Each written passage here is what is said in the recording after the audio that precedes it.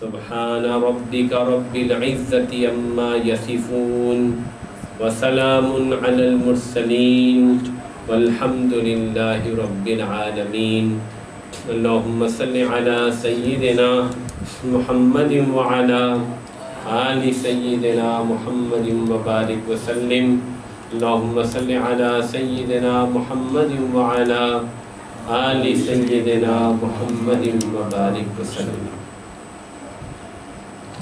اللہ جل جلالہ نے انسان کی روزی، انسان کے رزق کو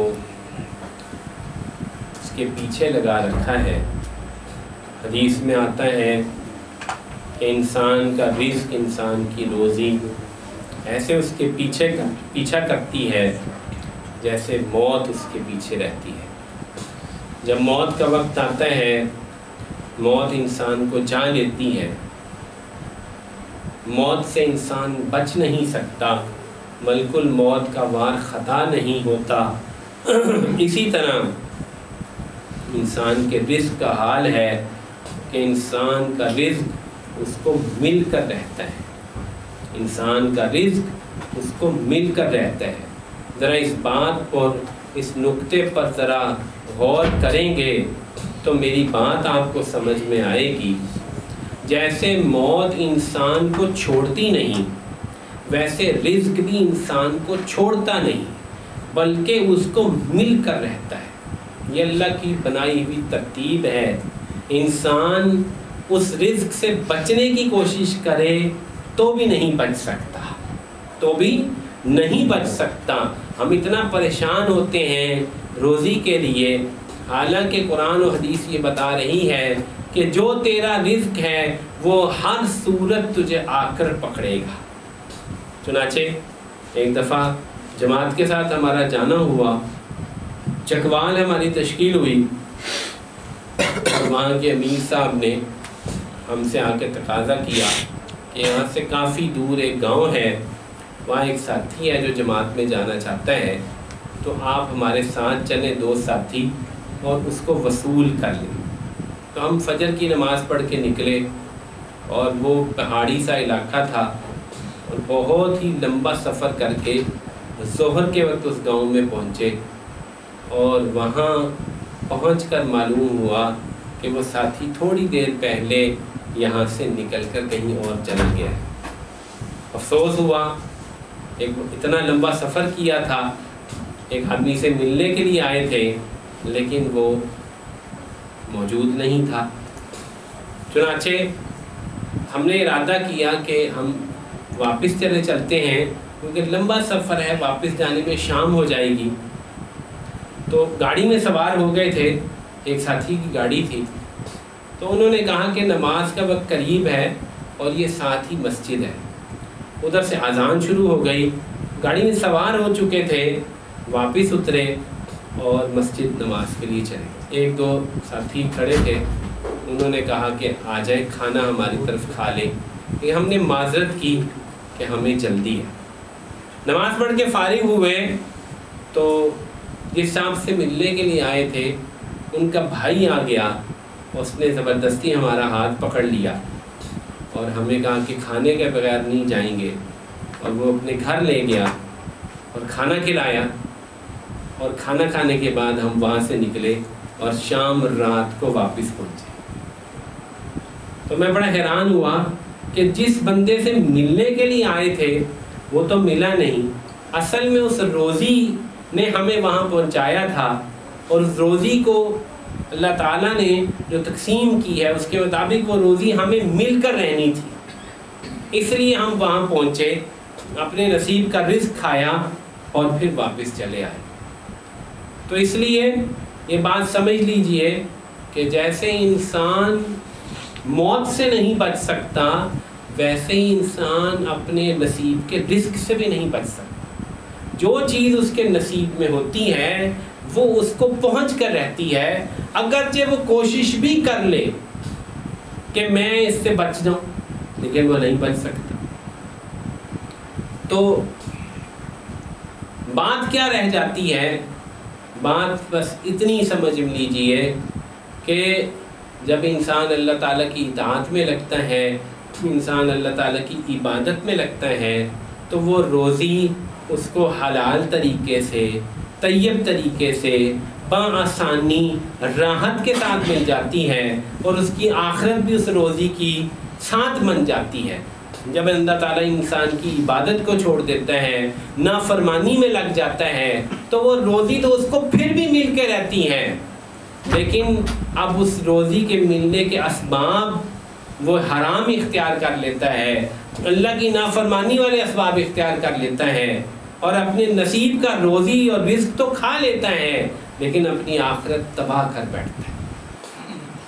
تو سب سے بڑا نقطہ یہ ہے کہ روزی تو تجھے مل کر رہے گی، لیکن اگر تو عبادت کرے گا، اطاعت میں لگے گا اور اللہ تعالیٰ کی خوشنودی کے کاموں میں لگا رہے گا، تو وہ روزی تجھے اللہ جل جلالہ طیب اور حلال طریقوں سے پہنچا دیں گے، وسعت اور برکت والی پہنچا دیں گے۔ اور اگر تو نے ایسا نہ کیا تو پھر وہ روزی تو تجھے مل کر رہے گی، لیکن تو اس کے پانے کے چکر میں حرام میں مبتلا ہو جائے گا، اللہ کی عبادت کو چھوڑ بیٹھے گا اور آخرت کی روزی سے محروم ہو جائے گا۔ تو پچھلی مرتبہ جو حدیث پڑھی تھی، یہ آج کا موضوع اسی کے تسلسل میں ہے۔ یا ابن آدم تفرغ لعبادتی، اے آدم کے بیٹے میری عبادت کے لیے فارغ ہو جا۔ ملأت صدرک غنًا، میں تیرے سینے کو غنا سے بھر دوں گا، واسد فقرک، اور میں تیرا فقر زائل کر دوں گا۔ اس حدیث کا مطلب ہی یہ ہے کہ جو انسان عبادت کے لیے، اطاعت کے لیے کمر بستہ رہتا ہے، ہر وقت ہر دم تیار رہتا ہے، اللہ تعالیٰ کی اطاعت میں لگا رہتا ہے، اللہ اس کے نصیب کا رزق اس کو پہنچاتے رہتے ہیں اور آسانی سے پہنچاتے رہتے ہیں، اور اس کا مقصد چونکہ عبادت ہوتا ہے، اس لیے وہ عبادت میں وہ رزق رکاوٹ نہیں بنتا، حرج نہیں بنتا، اور نتیجتاً وہ آدمی کامیاب ہو جاتا ہے۔ اور جو آدمی ایسا نہیں کرتا، اللہ جل جلالہ اسے مشاغل میں الجھا کر روزی دیتے ہیں، اور وہ آدمی دنیا میں بھی پریشان رہتا ہے اور آخرت میں بھی پریشان رہتا ہے۔ تو پچھلی مرتبہ اس موضوع پر تفصیل سے بیان ہو گیا تھا کہ عبادت روزی کا ذریعہ ہے۔ اللہ تعالیٰ نے روزی کا وعدہ عبادت کے ساتھ کیا ہے۔ وَأْمُرْ أَهْلَكَ بِالصَّلَاةِ وَاسْتَبِرْ عَلَيْهَا لَا نَسْأَلُكَ رِزْقًا نَحْنُ نَرْزُقُكَ۔ اللہ تعالیٰ نے کہہ دیا کہ روزی ہم دیں۔ چاچے اس موقع پر ایک سوال پیدا ہوا کہ عبادت کے اندر، اطاعت کے اندر کون کون سی چیزیں ہیں جس کے ساتھ اللہ تعالیٰ نے روزی کا رزق کا وعدہ کیا ہے۔ ان چند چیزوں کو محدثین مفسرین کی زبان میں، مشائخ کی زبان میں رزق کی کنجیاں کہا جاتا ہے۔ بہت ساری کتابیں بھی لکھی گئی ہیں، ہمارے مشائخ نے اس پر کلام کیا ہے۔ رزق کی کنجیاں یہ ایک موضوع ہے، ہمارے حضرت جی نے بھی تقریباً 16 جو ہے وہ چیزیں اس میں لکھی، لیکن چند چیزیں اپنے سبق کو دہرانے کے لیے اور یاد کرنے کے لیے، رزق کی کنجیاں جو قدیم محدثین نے، مفسرین نے جو مضمون بیان کیا ہے، اس میں سے چیدہ چند چیزیں آپ کے سامنے بیان کرنی ہیں۔ عنوان کیا ہے؟ رزق کی کنجیاں کیا ہیں، وہ رزق کی چابیاں کیا ہیں جو اللہ تعالیٰ نے قرآن میں بیان کی ہیں، حدیث میں بیان کی۔ چنانچہ سب سے پہلی چیز وہ ہے تقوی، اللہ جل جلالہ سے ڈرنا، یعنی گناہوں کو چھوڑنا۔ تقوی کیا ہے؟ گناہوں کو چھوڑنا اور نیکی کے کاموں میں لگنا۔ نیکی کے کاموں میں لگنا تقوی کا اگلا درجہ ہے، اوپر والا درجہ ہے۔ پہلا درجہ کیا ہے؟ گناہوں سے بچنا۔ چنانچہ مسند احمد کی روایت ہے، ابی ہریرہ رضی اللہ عنہ سے روایت ہے، اس پر یہاں پورا بیان ہو چکا ہے کہ ان العبد لیحرم من الرزق، کہ بندہ اپنے رزق سے محروم ہوتا ہے گناہوں کی وجہ سے، معصیت کی وجہ سے، اللہ کی نافرمانی کی وجہ سے، بذنبہ، اپنے ذنب کی وجہ سے وہ محروم ہو جاتا ہے روزی سے۔ تو اب اس حدیث کو جب ہم سمجھ لیں گے تو پتہ چل جائے گا کہ جو آدمی گناہوں کو ترک کر دیتا ہے اللہ تعالیٰ اس کے رزق کو آسان کر دیتے ہیں، اس کا رزق سہولت سے اس کو ملنا شروع ہو جاتا ہے۔ اس لیے اللہ تعالیٰ نے قرآن مجید میں فرمایا وَمَن يَتَّقِ اللَّهَ يَجْعَل لَّهُ مَخْرَجًا وَيَرْزُقْهُ مِنْ حَيْثُ لَا يَحْتَسِبُ۔ جو آدمی اللہ تعالیٰ کا تقوی اختیار کرتا ہے اللہ تعالیٰ ہر مشکل سے اس کو راستہ دیتے ہیں اور اس کو ایسے رزق دیتے ہیں کہ اس کو گمان بھی نہیں ہوتا۔ اس جگہ سے روزی آتی ہے جہاں سے وہ سوچ بھی نہیں سکتا، وہ راستہ کھلتا ہے جو اس کی عقل میں نہیں ہوتا، جو اس کی عقل میں نہیں ہوتا۔ چنانچہ ایک تاجر نے ایک دفعہ ہمیں ایک واقعہ بیان کیا، کہنے لگے کہ کرونا کے دن تھے اور بہت سخت تنگی تھی اور کپڑا میں تجارت کرتا تھا، وہ کپڑا ہی شارٹ تھا، کپڑا مل نہیں رہا تھا۔ تو ایک آدمی ہماری مسجد کا شاید وہ بیمار تھا، میں اس کی عیادت کے لیے گیا، حال چال پوچھا تو اس نے کہا کہ آج کل آپ کا جو ہے وہ کام کیسا چل رہا ہے؟ تو میں نے کہا آج کل تو کپڑا ہی نہیں مل رہا۔ تو اس نے مجھے بتایا کہ فلاں آدمی ہے، اس کے پاس کچھ کپڑا موجود ہے، آپ اس سے رابطہ کر لیجئے۔ کہا میں گیا اور اس کے پاس واقعتاً کپڑا اتنا گودام میں موجود تھا، میں نے وہ سارا کپڑا خرید لیا اور میرا بہت اچھا سرکل چل گیا۔ تو کہنے لگا کہ گمان بھی نہیں تھا، آپ دیکھیے کہ عیادت کرنے کوئی بندہ جائے اور وہاں سے روزی کا دروازہ کھل جائے، یہ کیا ہے؟ بے گمان روزی ہے۔ آدمی کو پتہ نہیں تھا کہ اس طرف سے دروازہ کھلے۔ اللہ نے فرمایا رزق کی پہلی کنجی کیا ہے؟ تقوی اختیار کرو، گناہوں کو چھوڑ دو، اللہ تعالیٰ وہاں سے رزق دینا شروع کر دیں گے جہاں سے تم نے سوچا بھی نہیں ہوگا اور ہر مشکل سے تمہیں نکالنا شروع کر دیں۔ اور تقوی کا ایک بڑا درجہ کیا ہے کہ انسان گناہ کر بیٹھتا ہے اور انسان تو خطا کا پتلا ہے، اس لیے توبہ اور استغفار، گویا کہ تقوی اختیار کرنا ہے، گناہوں سے بچنا ہے، اور اس کے ساتھ ساتھ دوسری رزق کی چابی، رزق کی کنجی توبہ اور استغفار ہے۔ توبہ استغفار، جو آدمی کثرت سے توبہ کرے، کثرت سے استغفار کرے تو اللہ تعالیٰ اس کے لیے دروازے کھول دیتے ہیں۔ چنانچہ اللہ تعالیٰ نے وعدہ فرمایا وَاسْتَغْفِرُوا رَبَّكُمْ إِنَّهُ كَانَ غَفَّارًا يُرْسِلِ السَّمَاءَ عَلَيْكُمْ مِدْرَارًا وَيُمْدِدْكُمْ بِأَمْوَالٍ وَبَنِينَ وَيَجْعَلْ لَكُمْ جَنَّاتٍ وَيَجْعَلْ لَكُمْ أَنْهَارًا۔ فرمایا کہ تمہیں کیا ہوا، تم اللہ کے سامنے استغفار نہیں کرتے؟ استغفار کیا کرو، استغفار کیا کرو، کثرت سے استغفار کرو گے، توبہ کرو گے، اللہ تعالیٰ تمہارے اوپر دروازے کھول دیں گے، بارشوں کے ذریعے سے زراعت کے، فصلوں کے، باغوں کے، آسمان سے جو بارش برستی ہے، پانی برستا ہے، وہ رزق کے نکلنے کا ذریعہ ہے۔ تم استغفار کرو گے، اللہ تعالیٰ بر موقع بر محل بارش برسائیں گے اور تمہارے زراعت اور پھل اور پھول جو ہے برسیں گے۔ اور توبہ استغفار نہیں ہوگی تو اس کا الٹ ہے، بے وقت بارشیں ہوں گی اور سیلاب آئیں گے، اور ہو رہا ہے ایسے ہم دیکھتے ہیں۔ وَيُمْدِدْكُمْ بِأَمْوَالٍ وَبَنِينَ، اللہ تعالیٰ استغفار کی برکت سے تمہیں مال بھی دیں گے، بیٹے بھی دیں گے، اور تمہارے لیے نہریں بہا دیں گے، چیزوں کے انبار لگا دیں گے۔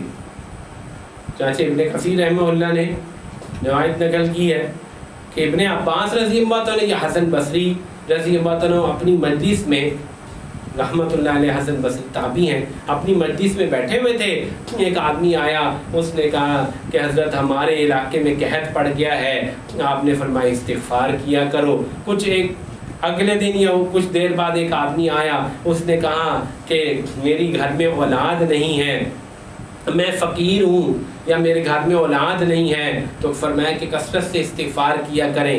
پھر ایک آدمی اس نے کہا کہ جی میں غریب ہوں، میرا کاروبار نہیں چلتا، کہا استغفار کیا کریں۔ چوتھا آدمی آیا، اس نے آگے بھی کوئی مہنگائی اس قسم کی شکایت کی، کہا استغفار کیا کریں۔ تو مجلس میں بیٹھے ہوئے لوگوں نے کہا کہ حضرت آپ کے پاس بس ایک ہی پڑیا ہے استغفار، بس سب کو وہی دیتے ہیں؟ بچہ نہیں ہوتا استغفار کریں، بارش نہیں ہوتی استغفار کریں، کاروبار نہیں چلتا استغفار کریں. تو انہوں نے یہی آیت پڑھی. کہا یہ آیت ہے جس میں اللہ تعالیٰ نے ہر چیز کا حل استغفار میں بتایا ہے. چنانچہ جو وعدہ اللہ تعالیٰ نے قرآن میں فرمایا، اللہ تعالیٰ کے نبی نے وہی وعدہ حدیث میں فرمایا، من لزم الاستغفار، جو استغفار کو لازم پکڑ لے اللہ جل جلالہ ہر تنگی سے اس کے لیے راستہ نکالے. ہر تنگی سے جعل اللہ من کل ہم مخرجا من کل ضیق مخرج. استغفار کو لازم پکڑنا یعنی کثرت سے استغفار کرنا، سینکڑوں ہزاروں مرتبہ استغفار کریں، پھر دیکھیں مسئلہ کیسے حل نہیں ہوتا، روزی کے دروازے کھلیں گے. تو روزی کی کنجی کیا ہے؟ استغفار ہے، توبہ ہے. توبہ کیا ہے؟ گناہوں پر ندامت ہے اور اللہ کے سامنے عاجزی ہے، تو دروازہ کھل جائے گا. اور تیسری بڑی کنجی وہ نماز ہے. جو آدمی نماز کا اہتمام کرے اللہ جل جلالہ اس کے لیے دروازے کھولتے چلے جاتے ہیں. وَأْمُرْ أَهْلَكَ بِالصَّلَاةِ وَاسْتَبِرْ عَلَيْهَا لَا نَسْأَلُكَ رِزْقًا نَحْنُ نَرْزُقُكَ. آپ اپنے گھر والوں کو بھی نماز کا حکم دیجئے، خود بھی نماز پہ جم جائیے. اے نبی جی ہم آپ سے روزی کموانا ہی نہیں چاہتے، روزی تو ہم آپ کو دیں. واللہ العظیم اگر ہم صرف نماز ہی پڑھتے رہیں جیسے سائنس سے پتہ چلتا ہے تو ہمیں روزی آسمانوں سے ملے، آسمانوں سے ملے. یہ تو اللہ تعالیٰ نے ہم لوگوں کے ذوف کی وجہ سے نمازیں 50 سے 5 کر دیں، ورنہ آپ اندازہ لگائیے 50 نمازیں ہوتی تو 18 منٹ اور 20 یا 23 سیکنڈ کے بعد ایک نماز آتی. 18 منٹ بعد ایک نماز ہوتی پورے 24 گھنٹے میں. تو بس آپ صرف نماز ہی پڑھتے، نہ دکان ہوتی، نہ تجارت ہوتی، نہ ملازمت ہوتی. کیا خیال ہے ہم بھوکے مر جاتے؟ نہیں، ہم بھوکے تو نہیں مرتے. اللہ جل جلالہ نے معراج میں بلا کے 50 نمازیں دی تھیں اور اللہ کو علم ہے جل جلالہ کے 24 گھنٹے ہوتے ہیں، اس میں 50 نمازوں کا مطلب ہے ہر 18 منٹ بعد ایک نماز. تو جب اللہ دے رہے تھے حکم تو اس پہ 50 نمازوں کے بعد روزی تو انہوں نے دینی تھی. تو فرمایا نماز پڑھیے، نماز پہ جمیے، روزی ہم دیں گے، روزی ہم دیں گے. اس لیے جو آدمی نماز پہ جمتا ہے اللہ جل جلالہ روزی کھولتے ہیں. جو آدمی مسجد جاتا ہے، مسجد جا کے بیٹھتا ہے، اذان ہوتی مسجد کا رخ کرتا ہے، نماز پڑھتا ہے، یقین مانے جب وہ مسجد بیٹھا ہوتا ہے پیچھے سے روزی چلتی ہے اس کی طرف، پیچھے سے روزی اس کی طرف چلتی، اس کی دکان کی طرف، اس کی تجارت کی طرف روزی چلتی ہے. لوگ یہ سمجھتے ہیں کہ دکان پہ بیٹھا رہوں گا تو گاہک آئیں گے. یہی تو بات ہے سمجھنے کی. جب تو مسجد میں بیٹھا ہوگا، دکان تیری بند ہوگی، اس وقت سارا رزق، سارے گاہک کھچ کھچ کے تیری طرف آئیں گے، کھچ کھچ کے آئیں گے. ہم سمجھتے ہیں دکان بند ہوگی تو گاہک مڑ جائے گا، ایسے نہیں ہوتا. کل ہی کیا ہم لطیفہ ہو گیا ہمارے گھر میں. ہم یہ مراد سٹور والوں سے راشن لیتے ہیں، یہ تو نماز کے ٹائم بھی شٹر بند کرتے ہیں، یہ تو بدھ کو گشت چل شٹر بند، جمعرات کو شب جمعہ چل شٹر بند، اتوار کو بیرونی گشت پھر بھی شٹر بند. حالانکہ کچھ بندے دکان کھول سکتے ہیں، ان کے اتنے بھائی ہیں، لیکن بدھ جمعرات اور اتوار کو عصر سے پہلے ان کی دکان بند ہو جاتی ہے. اب 3 دن جن کی دکان عصر کے بعد بند ہو، کتنا گاہک مڑنا چاہیے. تو کل جو ہے وہ ہمارے گھر میں آئل ختم ہو گیا تو میرے گھر والوں نے مجھے کہا کہ ذرا فون کریں سٹور پہ کہ وہ آئل دے جائیں. میں فون اٹھانے کا رک جائیں، میں نے کہا کیا ہوا؟ آج شب جمعہ دکان بند ہوگی، کل صبح فون کرنا. خود کہہ دیا. آپ اندازہ لگائیے گھر کی عورت مجھے یہ کہہ رہی ہے کہ آج شب جمعہ فون نہ کریں، صبح کر. گاہک موڑا ہے نہیں. میں یقین ماننے کہ اتنا اس بات پر حیران ہوا اور میں نے کہا اللہ تیری شان ہے. سامنے ہمارے گھر کے سٹور ہے، وہ تو پچھلی گلی میں ہے. یہ بھی ہو سکتا تھا کہ آپ ایک آئل کا پیکٹ ابھی سامنے سے لے آئیں. نہیں نہیں، بالکل نہیں. جب دکان بند ہوتی ہے عبادت کے لیے تو رزق چلتا ہے. یہ میں دیکھ رہا ہوں. آج شب جمعہ ہے, دکان بند ہے, کل صبح فون کر. کیوں؟ گاہکوں کے دل بھی اللہ کے قبضے میں. روزی جہاں سے آنی ہے وہ سارے چینل اللہ کے قبضے میں. تو نماز کے لیے جو اہتمام کریں گے تو پھر کیسے نہیں رزق کھلے. اور نماز میں پھر ایک علیحدہ کنجی ہے, صلاۃ الضحیٰ, چاشت اشراق, چاہے اس کو اشراق کر لو یا چاشت کر لو, یہ علیحدہ کنجی شمار کی ہے کیونکہ بہت وعدے ہیں اس پہ. اس کی وجہ میں یہ بیان کرتا ہوتا ہوں کہ اللہ جل جلالہ نے فجر سے لے کر ظہر تک رزق کمانے کی وجہ سے کوئی نماز فرض نہیں کی. یہ بہت لمبا ٹائم ہے, یہ سب سے زیادہ لمبا ٹائم ہے جس میں کوئی نماز فرض نہیں ہے. اس میں چاشت ہے, اور یہ چاشت یہ رزق کی کنجی ہے. یہ چاشت چابی ہے نماز, روزی کی چابی. لیکن کتنے کم لوگ ہیں جو چاشت پڑھتے ہیں. اتنا ثواب ہے. ایک سونے کا محل جو ہے وہ جنت میں اللہ تعالیٰ اس شخص کو دیں گے, سونے کا محل دیں گے. ابو داؤد شریف کی روایت ہے, جو آدمی نماز چاشت پڑھنے کے لیے مسجد جائے اس کو عمرے کا ثواب ہوتا ہے. میں تو جب یہ روایت پڑھی میں نے کہا ہائے افسوس, ہم نے بڑے عمرے ضائع کر دی. ایک عمرے کا ثواب ہوتا ہے جب چل کے جاتا ہے چاشت پڑھنے کے لیے. کوئی جاتا ہے چاشت پڑھنے کے لیے مسجد؟ آپ بتاؤ, تو پکا ہے. تو میرے بھائیوں 3 کنجیاں ہو گئیں, یا چاشت کو چوتھی کنجی شمار کر لیجئے. 5ویں کنجی ہے اللہ کی ذات پر توکل اور بھروسہ. بہت بڑی چابی ہے روزی. اللہ کے نبی نے فرمایا, اے انسانوں, اگر تم ایسے اللہ پہ توکل کر لو جیسے یہ پرندے اللہ پر توکل کرتے ہیں کہ صبح خالی پیٹ نکلتے ہیں اور شام کو بھرے پیٹ آتے ہیں, تمہیں بھی یوں ہی روزی ملنی شروع ہو جائے. یہ پکا وعدہ ہے. ہم انسان کیسے توکل کر سکتے ہیں؟ توکل کا مطلب یہ ہے کہ روزی کے اسباب اختیار کرنا, لیکن ہر چیز کو اللہ پر سمجھنا, اللہ پر بھروسہ کرنا. اللہ کی ذات سے تعلق ہوگا تو بھروسہ ہوگا نا. اللہ کی ذات پہ وَمَن يَتَوَكَّلْ عَلَى اللَّهِ فَهُوَ حَسْبُهُ, اللہ نے فرمایا جو اللہ پر توکل کرتا ہے اللہ تعالیٰ اس کے لیے کافی ہو جاتا ہے. تو اس لیے ایک مقولہ جو پہلے بھی یہاں کئی مرتبہ عرض کیا جا چکا ہے, دوبارہ اس کو سن لیجئے اور لوہے دل پر لکھ لیجئے کہ ہر قوم کا ایک پیشہ ہوتا ہے, ہر قوم کا ایک پیشہ ہوتا ہے جس سے وہ روزی کماتے ہیں. ہمارا پیشہ تقویٰ اور توکل ہے. ہمارا پیشہ تقویٰ اور توکل ہے. اگر ہم اس کو پیشہ بنا لیں تو اللہ تعالیٰ ہمیں بھی روزی کے دروازے کھول. تو 5 کنجیاں ہوئیں. سب سے پہلے تقویٰ اختیار کرنا, گناہوں سے بچنا. نمبر 2 کثرت سے استغفار کرنا. ایک تعداد ہم طے کر لیں, 500 دفعہ استغفار کروں گا, 1000 مرتبہ استغفار کروں گا. نمبر 3 نماز کا باجماعت اہتمام. جتنی جلدی مسجد جائیں گے اتنی زیادہ روزی ہماری طرف متوجہ ہوگی. دکان کو بند کریں, جاب کو چھوڑ دیں, نماز کی طرف رک کر. اور چوتھی چاشت کی نماز کا اہتمام کرنا شروع کر دیں. چلو کسی دن تو کریں, چلو ابھی مسجد نہیں جاتے گھر میں شروع کر دیں. جہاں آپ جاب کرتے وہاں کوئی جگہ بنا لیں, وہاں نماز پڑھ لیں. کم سے کم 4 رکعت ہے.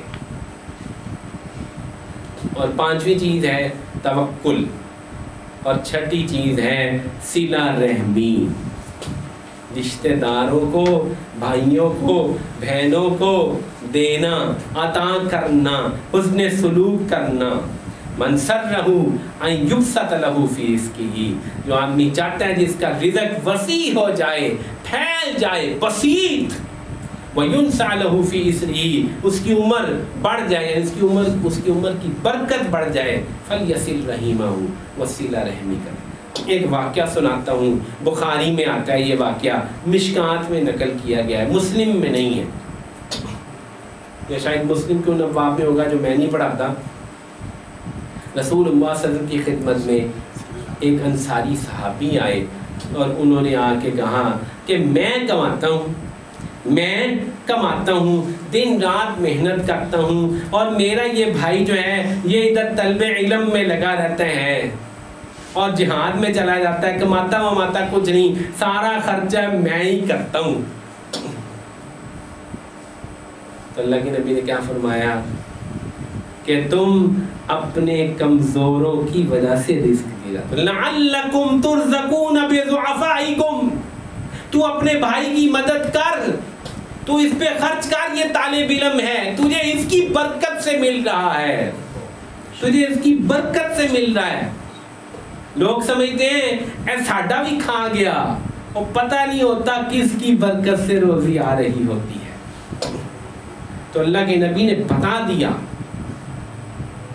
یہ ہے صلہ رحمی، کمزوروں کی اعانت، مدد، محتاجوں کی مدد نہیں کرتا ہے، اللہ تعالیٰ اس کی برکت سے اس کو روزی دیتے ہیں۔ صلہ رحمی ایک بہت بڑا ذریعہ ہے، ایک بہت بڑا ذریعہ ہے۔ جو آدمی رشتہ داروں کے ساتھ حسن سلوک کرتے ہیں، اللہ جل جلالہ بہت بڑی شان والے ہیں، وہ دیکھ رہے ہیں روزی کے سارے ذرائع اللہ کے اختیار میں ہیں، وہ ذرائع اس انسان کی طرف موڑ دیے جاتے ہیں۔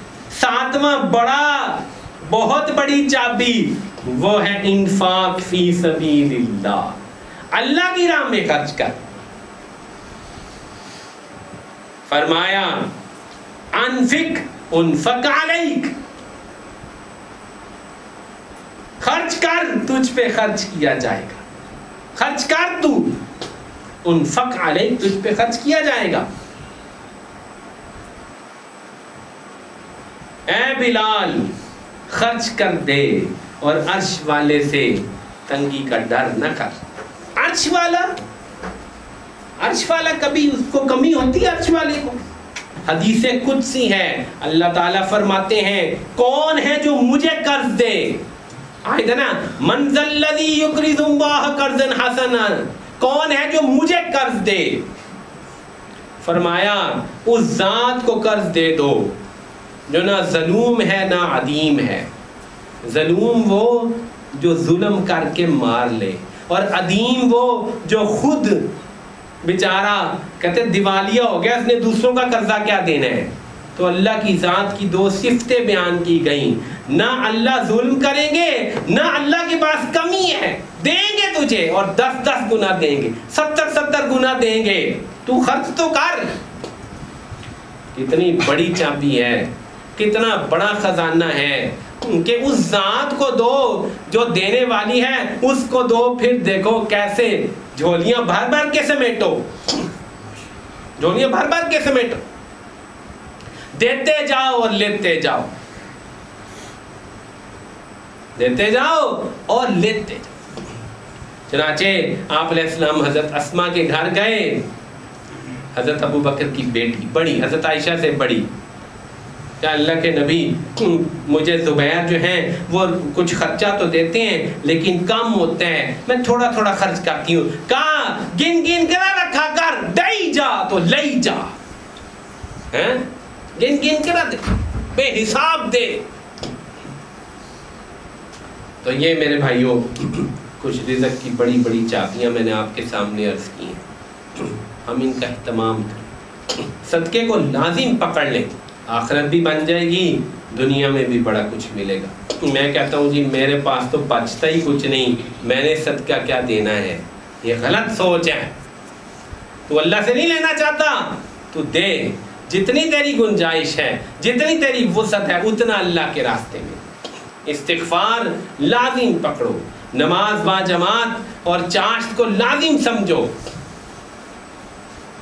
تفرغ لعبادتی، عبادت کے لیے فارغ ہو جاؤ، رزق کی کنجیوں کو برتنا شروع کر دو، یقین رکھو کہ اللہ ان چیزوں کے ذریعے سے روزی دیں گے، اللہ اسی کے ذریعے سے اللہ کے وعدے ہیں۔ آخری بات بار بار پچھلی دفعہ بھی عرض کی تھی، آج بھی اسی پر بات ختم کرتا ہوں میرے بھائیوں، اللہ کے وعدے عبادات کے ساتھ ہیں، اعمال کے ساتھ ہیں۔ یہ بات نا جب پہلے سنی تھی نا بچپن میں، اس وقت سمجھ میں نہیں آئی تھی، اب زندگی کا وہ حصہ ہے کہ خدا کی قسم مشاہدہ کیا دنیا میں جا کے، بہت جگہ گیا ہوں، اللہ کے وعدے اعمال کے ساتھ۔ اللہ کا کوئی وعدہ انسان کی محنت کے ساتھ، اس کی تجارت کے ساتھ، اس کے اسباب کے ساتھ نہیں ہے۔ 10 دکانیں بناؤ یہ دے دوں گا، نہیں، نہ دکانوں پر وعدہ ہے، نہ اشتہار پہ وعدہ ہے، اشتہار چلاؤ تو رزق دیں گے، نہ تشہیر پہ وعدہ ہے، نہ پبلسٹی پہ وعدہ ہے، نہ اچھی دکان پہ وعدہ ہے، نہ زیادہ چالاک قسم کے کثرت سے ملازمین رکھنے پہ وعدہ ہے۔ وعدہ ہے نماز پہ، وعدہ ہے صلہ رحمی پہ، وعدہ ہے صدقے پہ۔ جو آدمی یہ بات سمجھ لے گا وہ اعمال کبھی نہیں چھوڑے گا، وہ سمجھتا ہے کہ وعدے کس کے ساتھ ہیں؟ اعمال کے ساتھ ہیں۔ میں نے اور آپ نے کیا سمجھا ہوا ہے؟ وعدے اسباب کے ساتھ ہیں، ہم دن رات محنت میں لگے ہوئے، 2 دکانیں بنا لوں، یہ بنا لوں، فیکٹری لگا لوں، زیادہ انویسٹمنٹ کر دوں۔ لوگ سمجھتے ہیں اللہ کا وعدہ انویسٹمنٹ کے ساتھ ہے۔ کتنے انویسٹر دکانوں بازاروں میں نکلے ہوئے، ہر بندہ انویسٹ کر رہا ہے، ڈالر انویسٹ کر لو، یہ کر لو، دکان خرید لو، جائیداد خرید لو، انویسٹمنٹ کر لو۔ اللہ کا وعدہ انویسٹمنٹ کے ساتھ نہیں ہے، اللہ کا وعدہ اعمال کے ساتھ۔ اللہ ہمیں اس کی سمجھ نصیب فرمائے۔ وآخر دعوانا الحمد للہ رب العالمین۔